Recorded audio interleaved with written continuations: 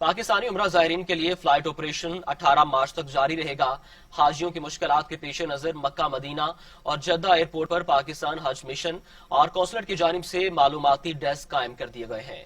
قونصلر general Jeddah خالد مجید کا کہنا تھا کہ عمرہ زائرین کی ہر قسم کی مدد کی جا رہی ہے، جبکہ عمرہ زائرین اور وزٹ ویزا پر 15,000 کے قریب پاکستانی موجود ہیں جن کو اگلے 3 دن میں پاکستان ٹریول کر جانا ہے۔ زائرین کے مسائل حل کرنے کے لیے ہم نے سعودی وزارت حج کے احکام اور سعودی سول ایوی ایشن کے مینیجر سے ملاقاتیں کر کے 3 رکنی کمیٹی بنائی ہے جو مزید زائرین سے متعلق ایک دوسرے کو آگاہ کرے گی۔